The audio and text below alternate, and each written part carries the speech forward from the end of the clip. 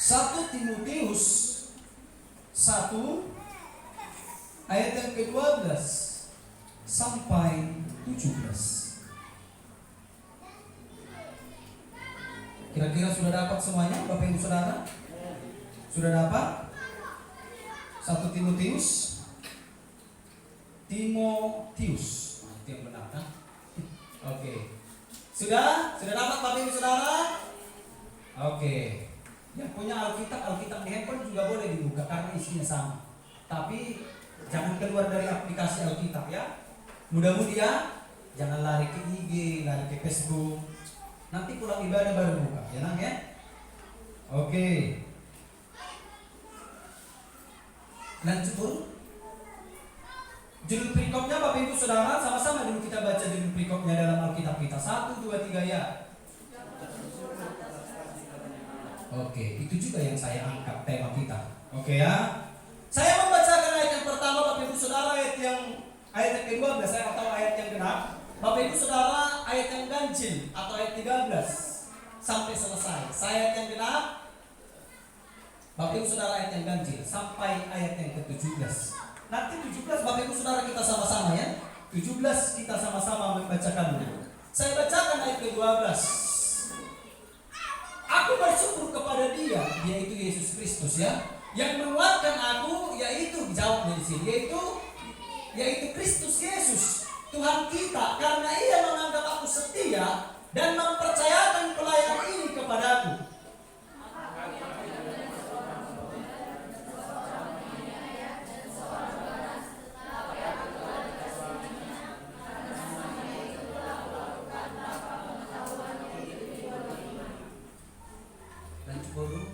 Malah kasih karunia Tuhan kita itu telah dikaruniakan dengan limpahnya kepadaku dengan iman dan kasih dalam Kristus Yesus.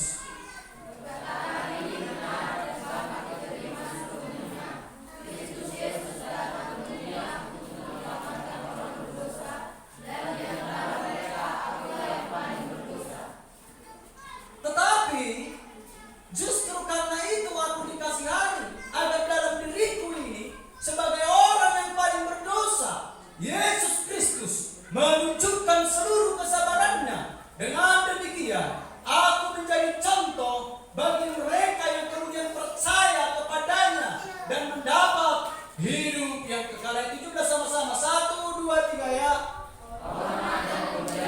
Sampai selamanya bagi raja segala zaman, Allah yang kekal, yang tak nampak, yang esa. Amin. Puji nama Tuhan. Berbahagialah kita Bapak Ibu Saudara yang membaca dan merenungkan firman Tuhan. Tetapi lebih berbahagia lagi kalau kita menjadi pelaku firman Tuhan. Amin. Oke. Bapak Ibu Saudara yang dikasihi oleh Tuhan, kita ada di bulan 12 di tahun 2022 ini karena kasih karunia. Coba next. Sama-sama dulu kita baca. Bukan. Next dulu. Stop. Sama-sama kita baca 1 Korintus 15 ayat 10. 1 Korintus 15 ayat 10. Buka di handphonenya kalau nggak nampak di sini. Atau di Alkitabnya 1 Korintus 15 ayat ke-10. Sudah dapat? Sama-sama kita baca 1 Korintus 15 ke-10. 1, 2, 3 ya.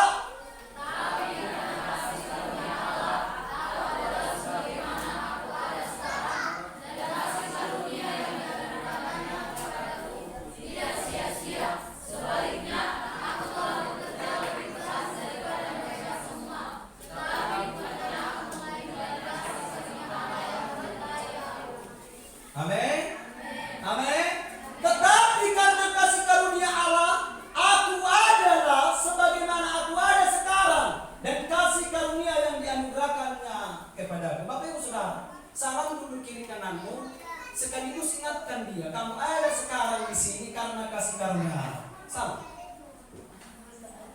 Mana tahu dia lupa kan? Mana tahu lupa kan?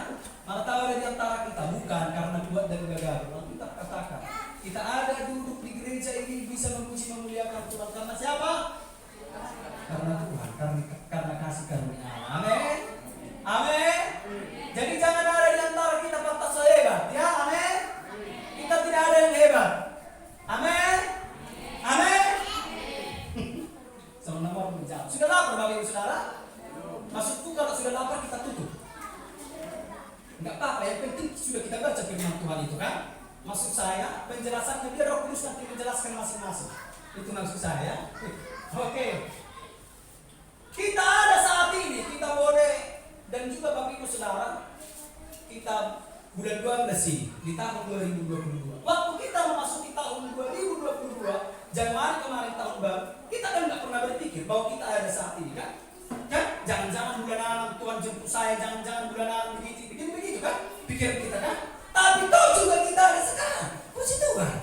Amin. Karena kasih karunia Allah ya. Amin. Syukuri. Akan itu. Itu yang diucapkan syukur oleh Paulus. Dari Bapak Ibu Saudara kita bahas satu persatu.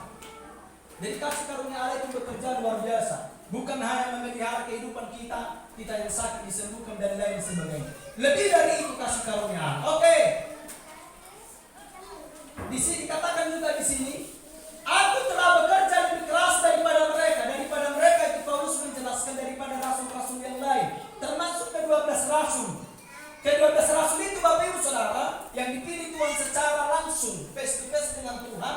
Tetapi Bapak Ibu Saudara, Paulus berkata, aku bekerja lebih keras, mengunjungi jemaat, membangun gereja, membangun ini. Bahkan tulisan Paulus 50% Alkitab ini adalah tulisan Paulus. Lalu Paulus berkata, melainkan bukan aku, tapi karena apa katanya? Kasih karunia yang terakhir, kasih karunia Allah yang menyertai aku. Dia sadar karena kasih karunia Tuhan yang memampukan dia. Oke. Itulah luar biasanya kasih karunia Allah itu ya. Lanjut. Ini timbul pertanyaan ya. Mari sama-sama dulu kita baca yang ada di TV. 1, 2, 3 ya.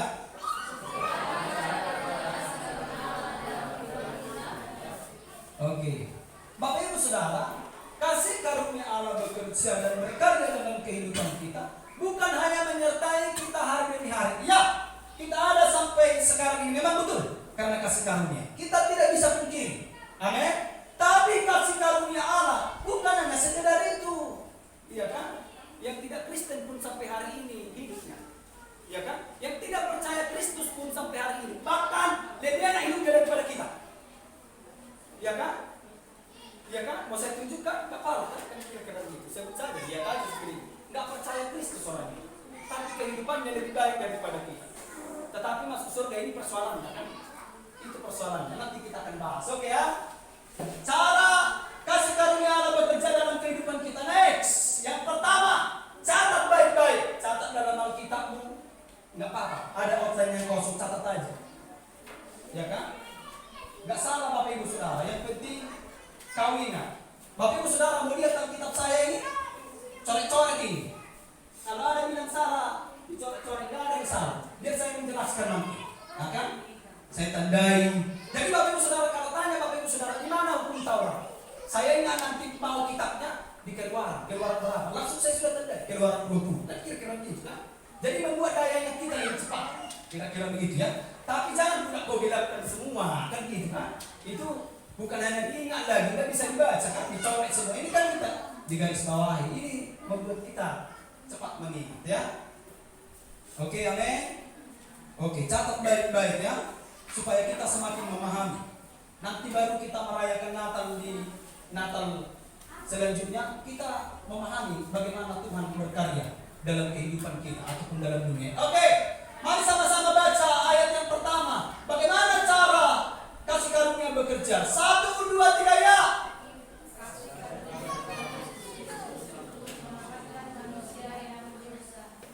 Oke.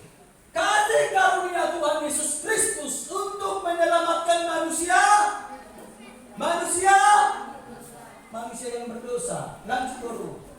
Ini tadi yang kita baca itu ayat ke-15. Sama-sama kita baca. 1, 2, 3 ya.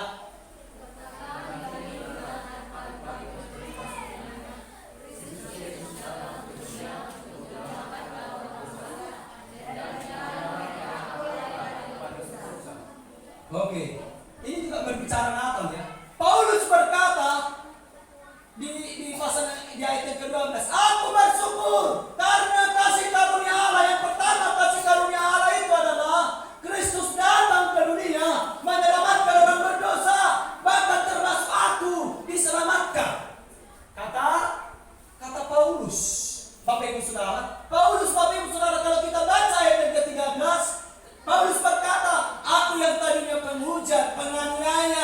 benci kepada Allah, benci kepada pengikut Allah, bahkan benci kepada firman Allah. Tetapi sekarang Kristus Yesus datang ke dunia, menangkap, menyelamatkan manusia yang berdosa, termasuk aku diselamatkan. Bapak Ibu Saudara, Paulus, nanti saya jelaskan selanjutnya. Paulus dia adalah orang yang paling merasa berdosa. Makanya dikatakan di sini, di antara mereka akulah yang paling berdosa. Dalam perikop ini 2 kali disebutkan. Karena apa? Memang dia sadar kejahatannya itu luar biasa. Ya kan? Dia tidak percaya kepada Allah, tidak percaya sama benci. Ya kan? Benci kepada Allah, bukan hanya benci kepada Allah, juga benci kepada pengikut Kristus. Benci kepada Kristus, benci kepada pengikutnya. Kan kira-kira begitu, luar biasa. Tetapi Bapak Ibu Saudara, dia mengalami ketika dia menuju ke Damsyik, Kristus tangkap dia, selamatkan dia.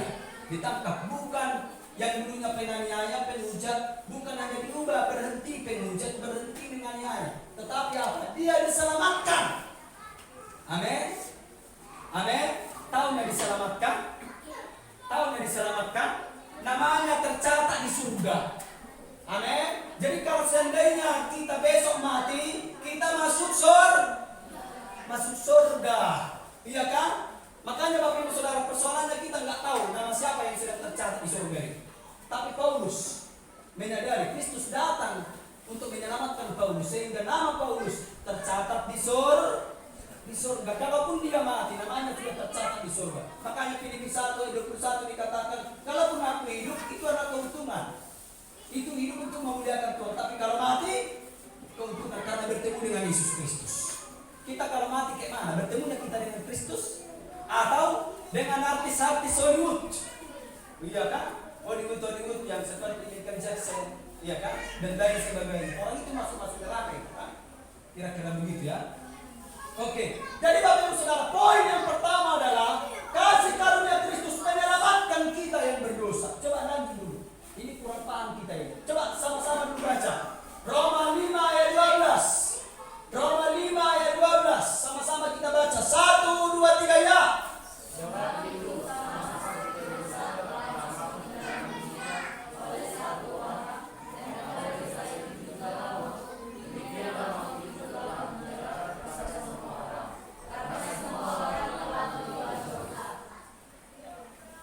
Bapak Ibu Saudara, ajaran Kristen tidak ada manusia yang lahir tanpa dosa. Oke? Kalau ajaran lain berkata lahir anak-anak suci, dalam Alkitab tidak ada. Masih di kandungan pun sudah berdosa. Oke? Oke? Kenapa berdosa? Di kandungan dia belum bisa melakukan dosa, Pak Pendeta. Kenapa dia bisa berdosa? Alkitab katakan sudah catat itu. Daud berkata, Mazmur 51 ayat 7, dalam kandungan ibuku aku pun sudah berdosa, katanya. Sebab itu sama seperti dosa yang telah masuk ke dalam dunia oleh satu. Tahu nih maksud satu orang ini? Tahu nih siapa ini? Itu Adam dan Hawa. Adam dan Hawa adalah, di mata Tuhan Adam dan Hawa adalah wakil kita semua. Oke? Ketika Adam dan Hawa wakil kita ini berdosa, semua keturunannya sampai kepada kita tidak ada yang lolos berdosa. Semuanya kita berdosa. Oke, paham ya? Adam dan Hawa wakil kita ya. Kita kan keturunan Adam sampai sekarang. Jadi kita Bapak Ibu Saudara sudah berdosa, dan dalam kandungan lahir bayi semua sudah berdosa. Oke? Bapak Ibu Saudara, saya berikan contoh. Ada piala dunia ini kan? Saya kurang mengikuti pula Indonesia masuk atau tidak. Tapi yang pasti misalkan timnas bertandinglah Indonesia dengan Malaysia, ya kan? Lalu kalau Indonesia menang timnasnya itu, apakah seluruh Indonesia bersuka cita? Seluruh Indonesia bersuka cita? Loh, yang main bola kan hanya timnas. Tidak ikut Tanjung Baru, tidak ikut Maria, tapi orang ini bersuka cita. Karena apa? Timnas itu adalah wakil kita. Kira-kira paham ya? Ya kan? Tapi coba kalau Indonesia kalah melawan Malaysia seperti bulan-bulan lalu kan kalah, semua kalah. Loh, kenapa dia kalah? Itu kan yang kalah kan timnas. Ya kan, orang itu wakil kita. Nah, itu baru pas. Oke ya? Kira-kira begitu. Jadi Adam dan Hawa itu wakil kita. Kalau dia berdosa, satu orang itu dia sudah berdosa. Jadi dosa itu, dosa Adam dan Hawa menjalar kepada setiap kita. Makanya dikatakan kita yang berdosa. Kita semua sudah berdosa. Kalau ada anak kita di kandungan pun berdosa. Semua orang berdosa. berdosa. Amin. Makanya kita butuh Kristus. Kalau kita tidak berdosa, Kristus tidak perlu datang. Itu persoalan. Oke? Oleh satu orang dan oleh dosa itu juga maut. Demikian maut telah menjalar kepada semua orang. Jelas, ya. Maut itu kematian, kebinasaan. Oke ya? Karena semua orang telah berbuat. Coba mundur. Kristus Yesus datang ke dunia untuk menyelamatkan orang. Ini kasih karunia. Dengarkan baik-baik. Kasih karunia itu atau keselamatan itu berbicara kita yang tidak layak tetapi diberikan. Tahu kasih karunia itu maksud definisinya ya? Kita yang tidak layak tapi dikasih. Kira-kira begitu. Paham ya? Keselamatan itu, Bapak Ibu Saudara, kita kan tadi sudah dijelaskan, kita manusia berdoa. Kalau hari ini Kristus ngomong jelas di depan kita, ataupun saya katakan semua jemaat GPI sana sudah tercatat di surga. Kira-kira angkat tangan, siapa yang merasa pantas masuk surga? Angkat tangan. Enggak ada kan? Yang merasa pantas masuk surga. Hah? Siapa yang merasa pantas dan merasa layak tercatat namanya di surga? Anak Pak Renisa. Iya kan? Hebat Pak Renisa itu kan? Jadi Bapak Ibu Saudara, satu pun di antara kita tidak ada yang pantas masuk surga. Tapi diberi itu kasih karunia. Amin. Amin. Amin. Kecuali saya bilang siapa yang percaya hari ini masuk surga, baru Bapak Ibu Saudara harus angkat tangan. Kalau tidak angkat tangan, nanti malam kita dijemput, kita masuk neraka. Iya kan? Iya kan? Amin. Amin. Baru seperti yang dikatakan itu belum siap. Itu alasan nggak boleh. Makanya kita katakan siap sedialah. Amin. Siap sedialah. Karena kenapa dikatakan harus siap sedia? Karena kedatangan Tuhan itu seperti pencuri datang mencuri, dikasih tahu atau tidak? Kalau dikasih tahu kita sudah siapkan apa? Tembak yang besar, apa? Kan? Jangan dulu dibuka pintu itu sudah mati pencurinya. Kira-kira begitu. Paham ya maksud saya? Oke ya. Jadi Bapak Ibu Saudara, kasih karunia keselamatan itu berbicara kita yang tidak layak tetapi diberikan keselamatan itu. Paulus Bapak Ibu Saudara sebutkan dosa apa yang dilakukan Paulus begitu besar. Dia sadar aku tidak layak Tuhan. Aku membenci Engkau, bahkan membenci pengikutmu, bahkan kubunuh pengikutmu. Tapi dikatakan di sana di selanjutnya, kasih karuniamu yang melimpah Engkau berikan. Kau tangkap aku menuju dari sini. Kau selamatkan aku, katakan. Enggak kasih karunia hebat ini? Hah? Amin. Keselamatan. Keselamatan itu artinya Bapak Ibu Saudara hidup yang kekal yaitu masuk surga ya. Amin. Amin. Kira-kira paham? Keselamatan itu apa? Masuk surga. Nama kita tercatat di surga ya. Amin. Bapak Ibu Saudara setelah mati kemana? Angkat tangan. Setelah mati kemana? Hanya ada dua. Ke neraka dan ke surga. Tapi coba lihat dulu. Tapi Alkitab jelas katakan upah dosa adalah tahu maut, kebinasaan, kematian. Kebinasaan itu adalah masuk neraka. Upah dosa adalah maut. Kristus tidak mau Bapak Ibu Saudara jemaat GPI sana masuk neraka. Makanya Kristus datang menyelamatkan kita. Amin. Amin. Dia tidak mau jemaat GPI sana masuk neraka. Kristus mau jemaat GPI sana masuk surga. Karena apa? Kalau kita tidak datang kepada Kristus, kita mati dalam kesalahan kita. Lanjut. Sama-sama baca ini Roma 6 ayat 23. 1, 2, 3 ya.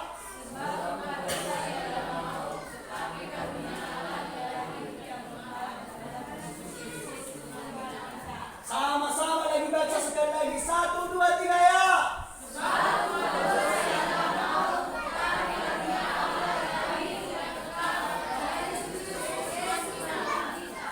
Jelas ya? Jelas ya? Upah dosa adalah kematian, masuk neraka. Tetapi karunia Allah memberikan kehidupan. Apa itu kehidupan yang kekal? Masuk surga. Iya, kan begitu. Karunia Allah jelas kehidupan yang kekal, masuk surga. Amin. Siapa di sini yang percaya ada surga, angkat tangan.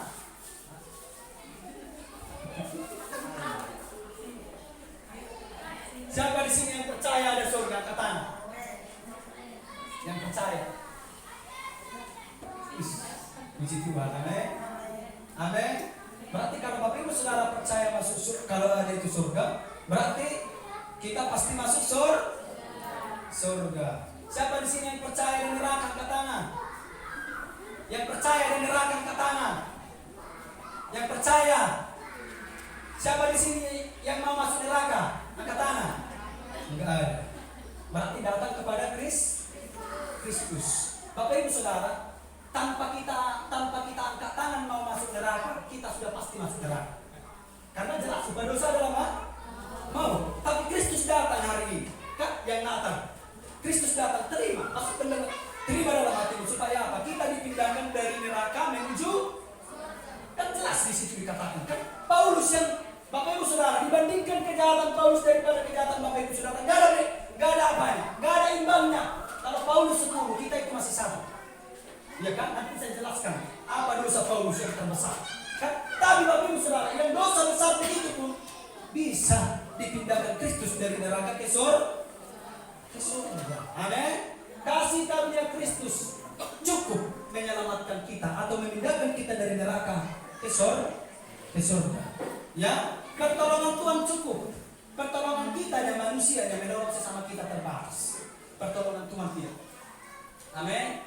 Jelas ya? Jadi kasih karunia Tuhan Kristus jelas memberikan kehidupan yang kekal atau menyelamatkan kita, memindahkan dari neraka menuju ke surga. Karena memang kalau Kristus tidak datang jelas, kita kan manusia berdosa, upah dosa adalah maut. Akibat dari dosa kita itu masuk neraka. Ya, amin. Kalau Bapak Ibu Saudara dan saya tidak mau ke neraka, mari sama-sama. Kristus sudah datang. Amin. Dikatakan di situ kan ayat yang ke-15, Kristus Yesus datang menyelamatkan kita jemaat gereja. Dan datang kepada Kristus supaya kita diberikan kehidupan yang kekal. Itu poin yang pertama. Kasih karunia Allah menyelamatkan kita. Ya, bukan hanya sekedar menyertai kehidupan kita menolong, bukan hanya itu. Kasih karunia Tuhan menyelamatkan kita. Lanjut. Yang kedua, inilah cara kerja kasih karunia Allah yang luar biasa. Saya bilang luar biasa. Bukan hanya sekedar kita ada disertai tidur malam bangun pagi, bukan hanya sekedar itu kecil. Yang tidak percaya Kristus pun hidupnya bahkan sampai mencapai 80 tahun umur. Tapi kasih karunia Kristus bukan hanya sekedar itu, lebih daripada itu. Mari sama-sama baca yang di TV ini. Poin yang kedua. 1, 2, 3 ya.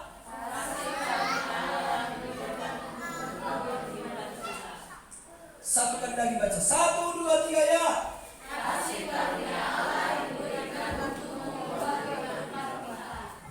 Kasih karunia Allah diberikan kepada setiap orang percaya, bukan hanya sekedar menyertai, menolong, menyembuhkan yang sakit jadi sembuh, miskin jadi kaya, bukan hanya sekedar itu, tapi diberikan mengubah kehidupan kita. Next, sama-sama kita baca ke-14. 1, 2, 3 ya.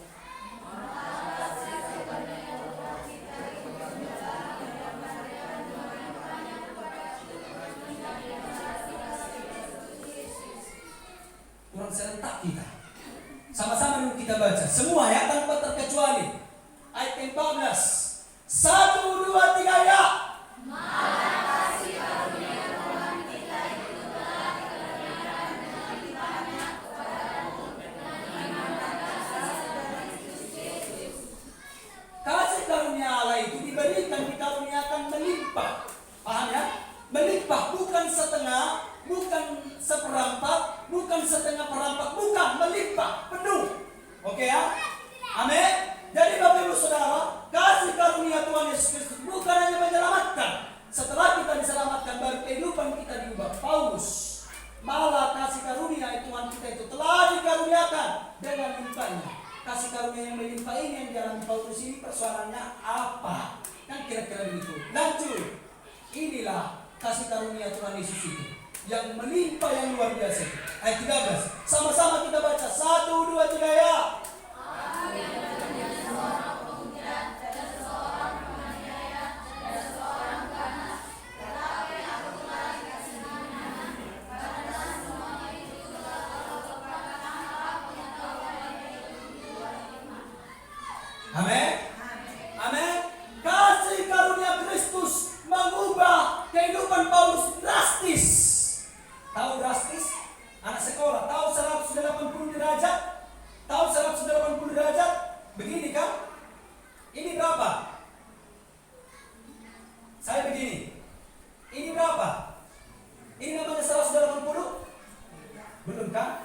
masih 90 ini baru.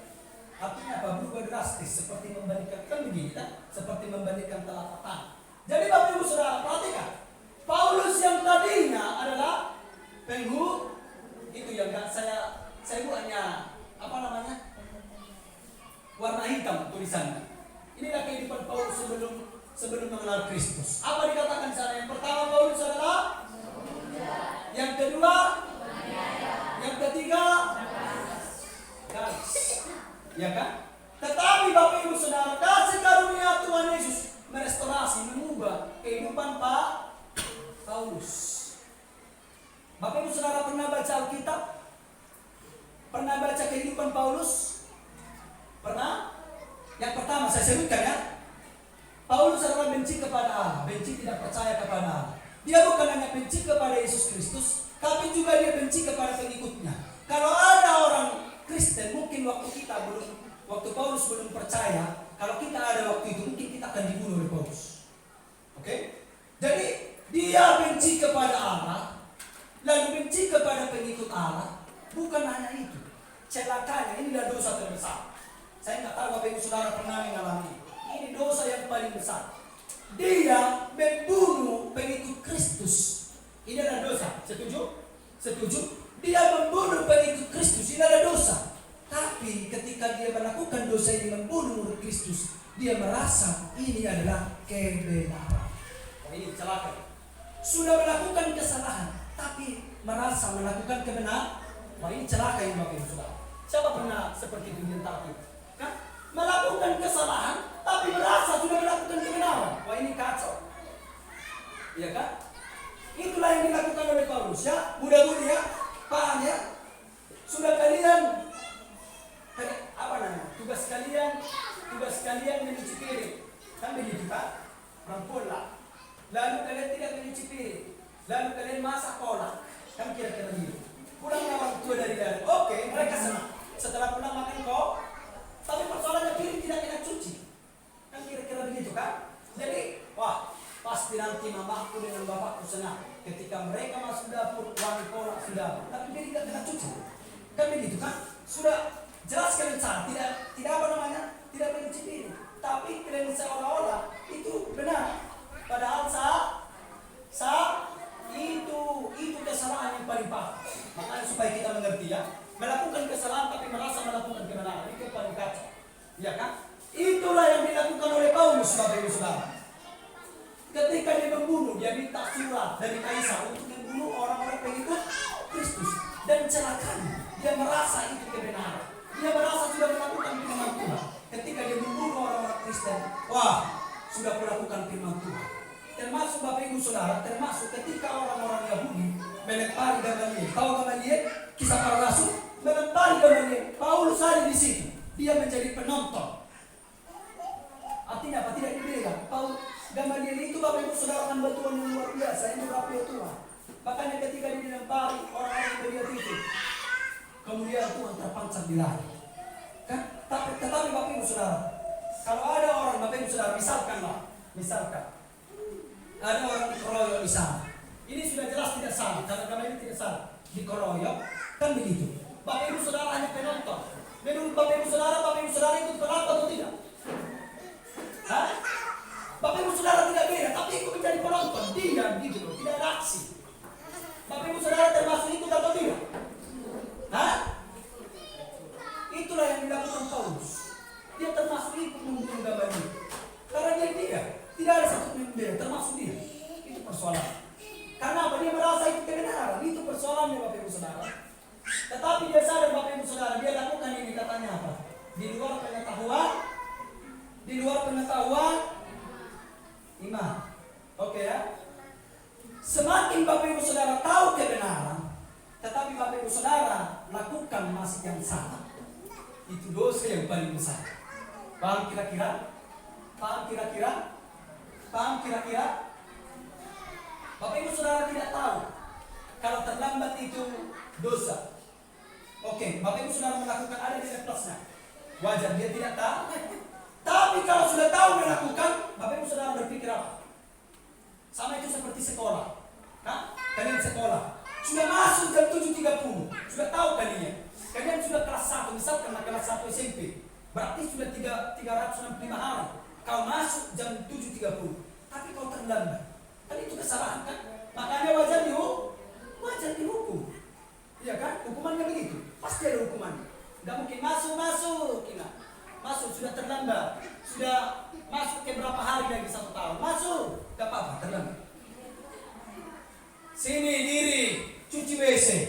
Hukumannya jelas, kan? Oke, apa hanya anak sekolah ya? Ya? Oke ya? Tahu kebenaran, tapi tidak melakukan kebenaran itu dosa juga yang paling besar. Lebih besar dari melakukan kesalahan, tapi tidak tahu itu kesalahan. Oke? Bapak Ibu Saudara, kenapa hari Minggu diberitakan firman Tuhan? Supaya Bapak Ibu Saudara tahu segala sesuatu tentang firman Tuhan. Kan begitu. Supaya apa? Jangan lagi salah. Amin. Bapak Ibu Saudara dikasih tahu, datanglah gereja tiap hari Minggu itu sebagai rasa ucapan syukur kita, bersyukur kepada Tuhan pertolongan kita. Hari Minggu Bapak Ibu Saudara tidur di kamar. Kan? Sudah tahu gereja hari Minggu itu harus sekolah Minggu, Sieldoni. Jangankan kalian Bapak Ibu Saudara, Sieldoni. Kalau sudah hari Minggu sudah terpola. Sekolah Minggu sudah terpola. Apalagi ki astaga, masih 2 poin. Ternyata ada 10 poin lagi. Sudah berapa kali? Oke? Mengerti maksud saya? Kasih karunia Kristus mengubah itu melimpah. Bukan, Bapak Ibu Saudara dengarkan baik-baik. Ada seorang bapak-bapak, dengarkan ya, ikuti baik-baik. Ada seorang bapak-bapak bersaksi. Bapak Ibu Saudara, aku sudah 1 tahun meninggalkan rokok. Tahun lalu aku itu adalah perokok berat. Rokok yang kuhabiskan 1 hari 3 bungkus sampai 4 bungkus. Tapi dengan pertolongan Tuhan, dengan kasih karunia Kristus, tahun ini aku berhenti merokok. Katanya. Kasih karunia Kristus sudah sempurna? Sudah sempurna? Belum. Paulus kan? Dia penghujat penganiaya ganas. Paulus ketika ditangkap ataupun kasih karunia Kristus diberikan Paulus, yang tadinya penghujat berhenti menghujat, yang tadinya penganiaya berhenti penganiaya, yang tadinya ganas berhenti ganas. Cuma sekedar itu? Tidak. Amin. Tetapi bukan hanya itu, tetapi dia diberikan pelayanan. Coba dulu ayat ke-12. Ayat ke-12. Sama-sama kita baca 12 ini. 1, 2, 3 ya. Aku bersyukur kepada Dia yang mengangkat aku dari Tuhan Yesus Kristus.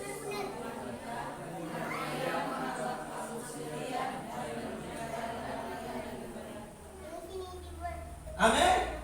Paulus diubah yang penghujat penganiaya berhenti menghujat. Bukan hanya sekedar itu, tetapi dia dipercayakan pelayan. Lalu kalau ada seorang bapak bersaksi di depan, aku tahun lalu adalah perokok berat, menghabiskan 3 bungkus sampai 4 bungkus. Tapi kasih karunia Kristus menolong aku. Aku sekarang lagi tidak menjadi perokok. Bukan hanya itu, kasih karunia Kristus menolong aku dan menjadikan aku sekarang sudah singer di gereja kami. Itu kesaksian ini. Amin. Bukan hanya merokok berhenti merokok, bukan. Tapi kamu terlibat dalam pelayanan gereja. Itu luar biasa. Kan begitu, Paulus kan? Begitu kan? Bukan hanya yang jahat berhenti jahat. Oh, itu kecil. Amin. Itu belum sempurna. Oke? Paham maksud saya? Paham ya? Karena itu bersaksi hebat. Saya bukan hanya berhenti merokok, tapi kasih karunia Kristus menuntun aku terus. Sekarang aku sudah dipilih. Aku mengambil bagian pelayanan musik di gereja kami. Wah, luar biasa. Itu good. Amin. Udahlah, Bapak Ibu Saudara. Amin. Izinkan firman Tuhan mengenyangkan kita ya. Amin. Mengenyangkan kerohanian kita maksudnya ya. Oke. Jelas ya? Next baru. Jadi itulah cara kasih karunia bekerja ya. Bukan hanya mempertobatkan Paulus yang jahat menjadi stop jahat, bukan. Tetapi dilibatkan. Naik baru. Oke. Ternyata di sini ya, mempercayakan. Dia bukan penghujat, bukan hanya menghujat berhenti, menganiaya berhenti, ganas berhenti. Tetapi dipercayakan menjadi alat Tuhan, pelayan Tuhan. Amin. Jadi izinkan kasih karunia Kristus itu betul-betul mengubah kehidupan kita. Amin. Amin. Amin. Aku bersaksi karena kasih karunia Kristus yang tahun lalu aku mencuri, sekarang aku berhenti mencuri. Jangan hanya sekedar itu. Tapi kasih karunia Kristus menuntun aku sekarang. Aku menjadi tukang pel di gereja. Haleluya. Wah, itu luar biasa. Amin. Amin. Itu kan luar biasa. Itu sama pelayan di mata Tuhan. Amin. Oke. Ini poin yang kedua. Poin yang ketiga, terakhir. Karena kita perjalanan lagi ya. Sama-sama baca. 1, 2, 3 ya.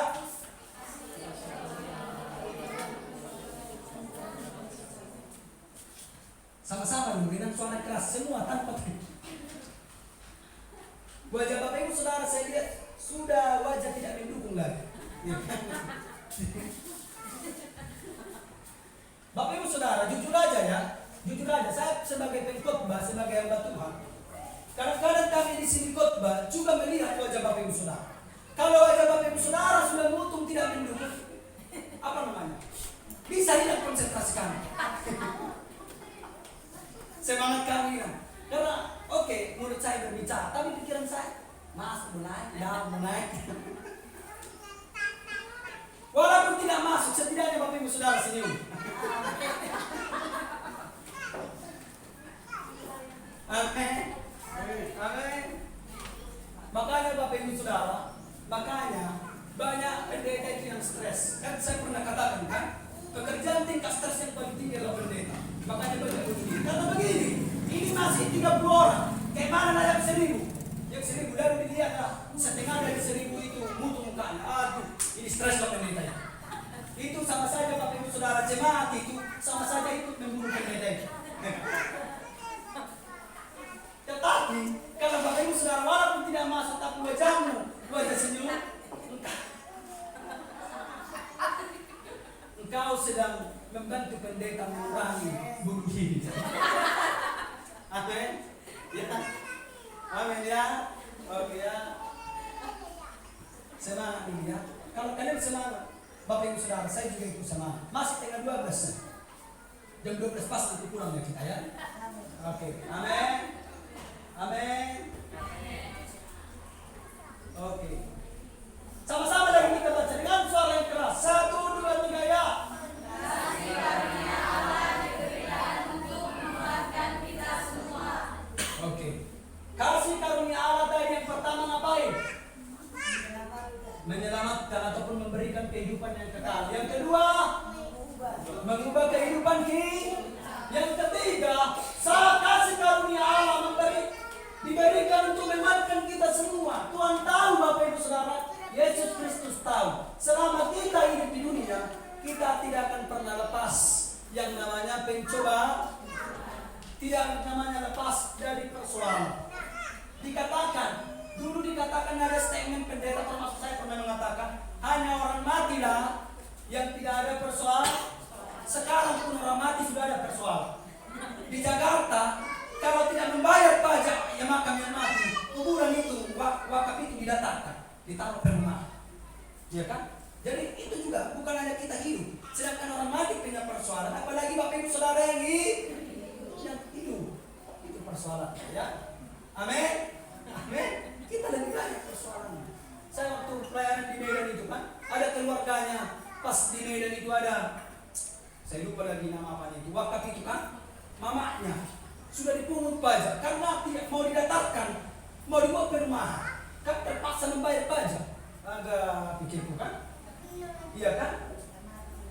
Amin. Yang mati ada punya persoalan, apalagi kita yang masih bernapas pasti lebih banyak.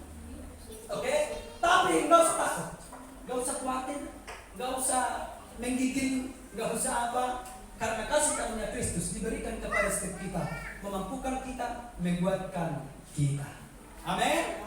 Amin. Menguatkan kita, memampukan kita, bukan hanya setengah, sampai selesai kehidupan kita. Tuhan pasti akan tolong kita. Amin. Next, Bro, masih ada ya? Sama-sama dulu kita baca ayat ke-12. 1, 2, 3 ya.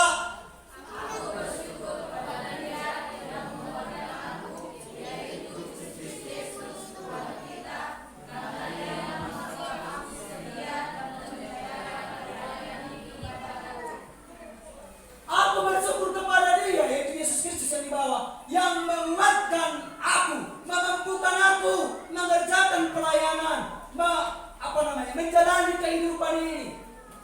Iya kan? Kalau kita dengan kekuatan kita sendiri kita tidak mampu, karena kekuatan kita terbatas, pikiran kita terbatas. Bapak Ibu Saudara, dengarkan baik-baik. Tidak ada satupun di antara kita yang kebal. Karena pendeta saja sudah renungan, sudah berdoa tiap pagi, bisa bunuh diri. Apalagi Bapak Ibu Saudara, kita semua rentan bisa bunuh diri. Ya kan? Pendeta saja sudah membaca firman Tuhan, sudah berkhotbah, ada bunuh diri. Apalagi kita jemaat ya. Kalau pendeta kemungkinannya bisa 80, kita jemaat biasa bisa 99%. Iya kan? Amin. Amin. Kalau pendeta kelebihannya dia sudah mengkhotbahkan di sini, itu persoalannya kan? Sudah merenungkan tiap pagi berdoa, bisa. Apalagi kita jemaat biasa. Tapi percayalah, kalau kita betul-betul berserah, datang kepada Kristus, kasih karunia yang akan dilimpahkan terus menguatkan kita. Paulus pernah berdoa, Tuhan, itu waktu ada duri dalam daging. Beberapa minggu lalu pernah saya khotbah, kan? Tuhan, cabutlah, ambillah duri dalam daging ini. Apa kata Yesus? Tidak. Cukuplah kasih karuniaku bagimu, justru dalam kelemahan pula kuasaku nyata bekerja dalam kita. Amin. Amin. Justru dalam kelemahan kita. Jadi kalau kita memang nggak usah takut dan kuat pada Kristus, makanya datang kepada Kristus. Amin. Lanjut. Saya jelaskan dulu. 2 Korintus 11 ayat 23 sampai 27. Wah, kecil sekali ya. Di sini Bapak Ibu Saudara, persoalan-persoalan yang dialami oleh Paulus. Ya kan? Coba buka dulu 2 Korintus 11. Saya janji ini terakhir. Asing pendidikan orang terakhir, kan? Oke ya. Jadi mudah-mudi. Buka dulu 2 Korintus 11 ayat 23 sampai 27. Mudah-mudi yang sekolah. Kalau kalian punya tugas, kan? Kalian anggap itu persoalan sampai garuk-garuk kepala, kalian garuk-garuk sampai keriting rambut kalian, kan? Belum lagi masalah kehidupan ini yang kalian alami, kan? Masih masalah sekolah. Iya nyaman, kan? Iya kan? Mereka sudah stres. Apalagi masalah kehidupan ini, kan? 2 Korintus 11 ayat 23 sampai 27. Bapak Ibu Saudara perhatikan saja ya. Saya membacanya. 2 Korintus 11 ayat 23 sampai 27. Saya janji ini terakhir. Coba next kan dulu, ini yang terakhir. Nah, kan ini yang terakhir. Oke, betul. Oke ya, biar kita tutup. Oke. Sudah, saya harap semua konsep karena ini yang terakhir ya. 2 Korintus 11 ayat 23 sampai 27 saya baca. Apakah mereka pelayan Kristus? Aku berkata seperti orang gila. Aku lebih lagi. Aku lebih banyak berjeri lelah, lebih sering di dalam penjara, didera di luar batas. Kerap kali aku dalam bahaya maut. 5 kali aku disesal orang Yahudi. Setiap kali 40 kurang 1 pukulan. 3 kali aku didera. 1 kali aku dilempari dengan batu. 3 kali aku mengalami karang kapal. Sehari semalam aku terkatung-katung di tengah laut. Dalam perjalananku aku sering diancam bahaya banjir dan bahaya penyamuk. Bahaya dari pihak orang-orang Yahudi dan dari pihak orang-orang bukan Yahudi. Bahaya di kota, bahaya di padang gurun, bahaya di tengah laut, dan bahaya dari pihak saudara-saudara palsu. Aku banyak berjeri lelah dan bekerja berat. Kerap kali aku tidak tidur. Aku lapar dahaga. Kerap kali aku berpuasa kedinginan tanpa pakaian. Ini persoalan yang dialami Paulus. Pertanyaan saya, apakah Paulus menyerah? Apakah Paulus menyerah? Tidak. Sedikit pun dia tidak pernah berpikir saja. Tindakan kita itu keluar hasil pikiran. Oke? Berpikir dulu kita, saya mau ke gereja jam 10. Baru keluarlah tindakan tindakan kita. Paulus berpikir saja, tidak pernah ada pikiran itu untuk menyerah. Apalagi berarti angkat tangan. Sudah membaca tadi ini, sudah menyimak, angkat tangan. Siapa yang sudah sama pengalamannya, penderitaannya dengan Paulus? Angkat tangan.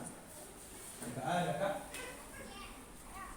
Sudah begini, Paulus itu tidak menyerah. Mungkin barangkali kita masih setengah dari penderitaan Paulus.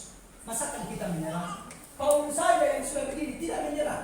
Masakan kita setengah hanya menyerah? Jangan menyerah, karena kasih karunia Kristus akan terus menerus menguatkan kita dan memampukan kita. Amin. Demikian firman Tuhan yang boleh saya sampaikan Bapak Ibu Saudara. Mari kita tundukkan kepala kita. Kita tundukkan kepala kita bersatu di dalam doa. Terima kasih Tuhan, terima kasih Bapa yang baik. Kami bersyukur buat pagi hari ini atas segala kebaikan dan kemurahan Tuhan. Siang hari ini Tuhan, kami benar-benar menyadari bahwa kasih karunia melampaui batas dan kasih karunia melimpah dalam kehidupan kami. Karena kasih karunia menyelamatkan kami, kasih karuniamu yang melimpah